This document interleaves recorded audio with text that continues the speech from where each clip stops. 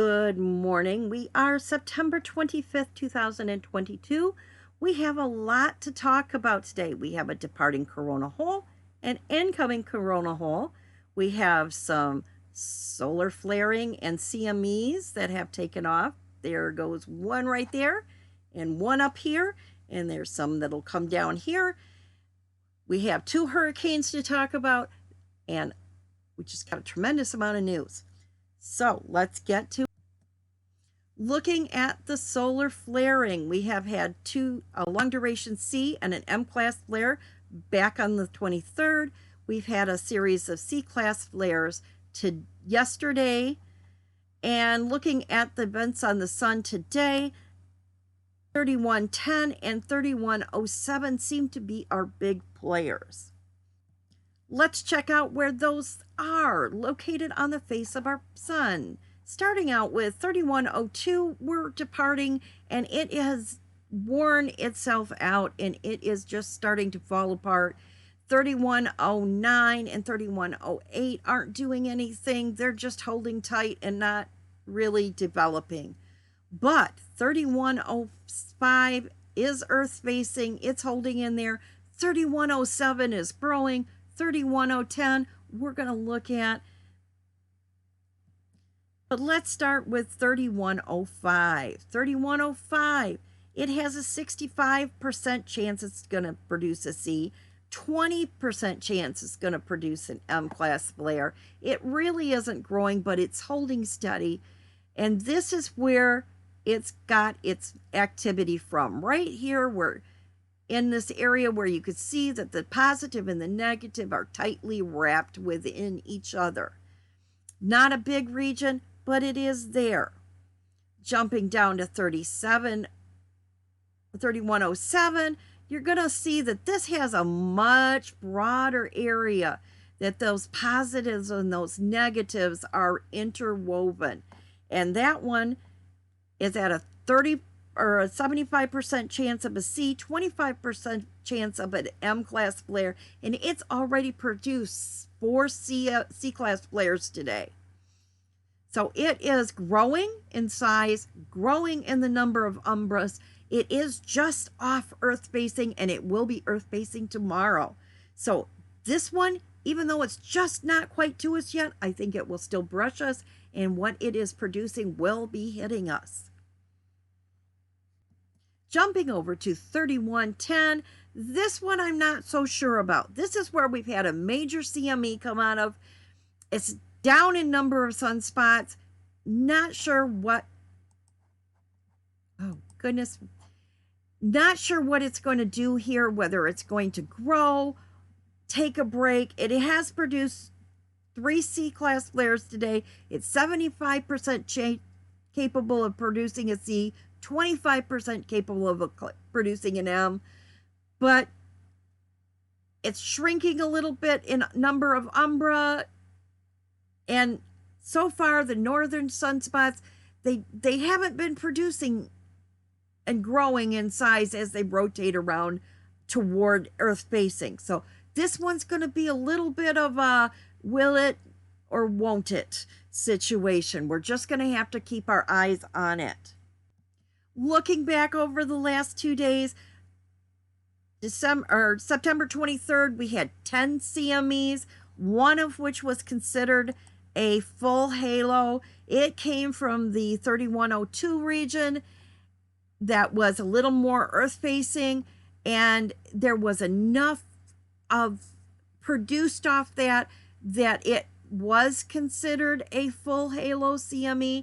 And I think it was a little bit, there was a flare that was let go, a filament that wrapped upwards, and I think that might be that stealthy little CME that they were talking about that wrapped upwards in between the 3108 and 3109. There was a stealthy C filament there that let go, and that may be that eruption that is causing that. Most of the activity, though, is being hurled out and ahead of us on our outgoing limb, but enough of it is going to be there to hit us.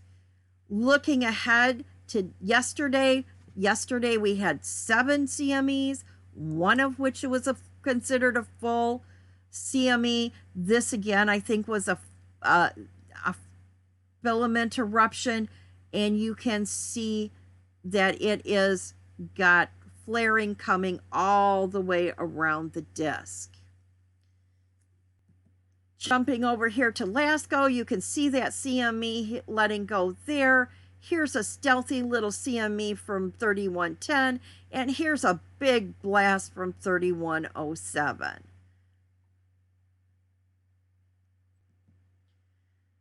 Looking at our notifications timeline, we did have a timeline warned area. We did get up to a KP4 over the last 24 hours or 48 hours. Remember, people, this is the page that you want to watch. All of your apps, all of your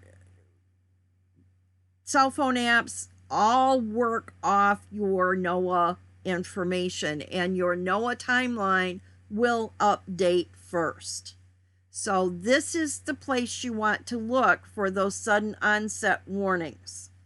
It will update before your apps do. So I would watch this page before I watch anything. All right.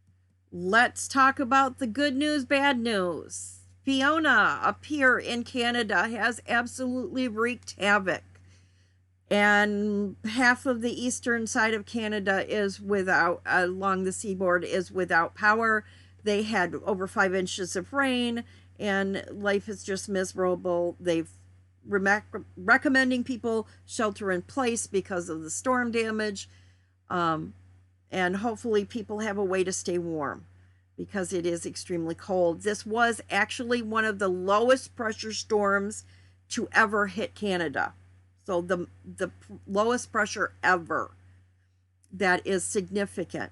We do have Ian that is going to be coming up this way, and they do predict that it is going to hit further north and miss the tip of Florida. Now, one thing Fiona has done is she is changing the jet stream. She is causing worldwide changes in weather. Fiona is such a strong storm and such a low pressure cell that she is going to cause major changes. What she's done for us is she is causing a major kink in the jet stream. And as I move this forward, you're going to notice very subtly she is causing a big trough in our jet stream. And she's pulling the cold down out of Canada. Which, good news for those of you that want color on your leaves. She's bringing that cold fall weather that's going to bring on the fall leaves. But it's going to leave us with cold, rainy weather for a couple of days. And hunters, it's time to pull out your winter gear. Hate to tell you, time for the long johns. Winter or nights are going to get colder now, and you know, along the lake shores, you remember it's going to be a good 10-20 degrees colder than predicted temperatures. For novices, for those of you that do not know this, whenever you get along the lake shores or out on water, expect, just because it says it's 50 degrees inland, count on it being more like 40 degrees along the shore.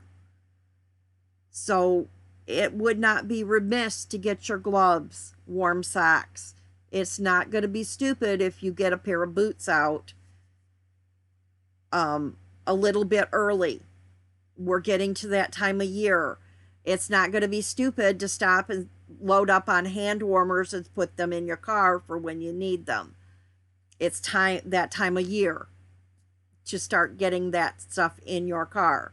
Time to get the snow shovels, and I'll give you the handy tip.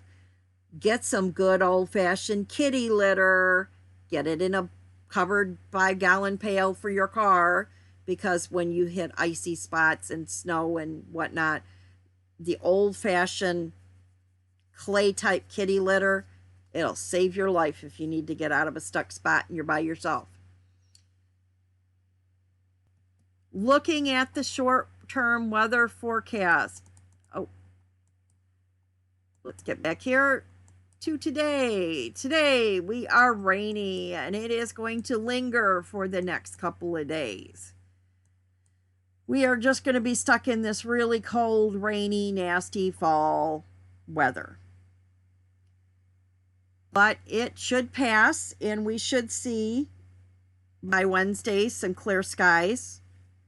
And then it will turn to partly cloudy skies right on through our next run. So you are going to have to expect to be dodging clouds and planning to run around clouds for your aurora hunting.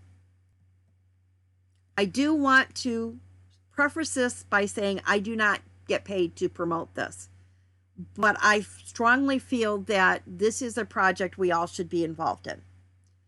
I don't know how many of you have watched Ryan Hall y'all before, but he does a fantastic job with weather. And this summer I was monitoring his channel and they were getting weather, tornadoes warned sometimes 5 minutes before the weather service was going warned on a tornado. And that gave someone anywhere from a couple of minutes to 5 minutes additional time to get to safety in front of a tornado. So really, this is a wonderful project to have. And they will be going live the day before, the day all through the hurricane, and the day after the hurricane. They will have storm chasers down in Hurricane Alley monitoring Hurricane Ian as it comes through. They have all sorts of cams and weather stations set up all through the hurricane path that will be producing feeds and stuff to the channel. It's just a wonderful project and you should really support it. For anyone living in the South, you can be a part of this by, anybody can be a part of this by being part of their Twitter and twittering out weather that comes in your area that's hazardous. And by twittering storm damage, because that helps them. You can also donate. And part of what they do is their storm chasers all carry extensive first aid equipment in their rigs. So if they come upon a really bad tornado path, they can stop and hand out first aid kits and first aid gear to help save lives. And they're trained. Our storm chasers out there are now getting trained so they can provide emergency first aid a little bit till emergency services can get there and to help storm victims. Also, they collect donations and they are bringing truckloads of stuff down, water and food items and toilet paper and things that people in the path of floods or storm damage that are going to be without for a while. They have taken truckloads of stuff down to storm hit areas and donated it. And that has been a tremendous help. And it's part of things that you can be involved with that can help. So please get involved with Ryan Hall, y'all. It is a wonderful project and one we can all support. And the fact that they can get in there and be ahead of what our national government is doing and save lives is something I think we all should support. So I'm going to leave you with that. Please support Ryan. Get in there and enjoy watching the hurricane through the storm chaser's eyes. I think that's going to be a tremendous amount of fun while we're kind of sitting through this rainy period. I think it's going to be fun to see. And I'm going to leave it to you there, and everybody have fun.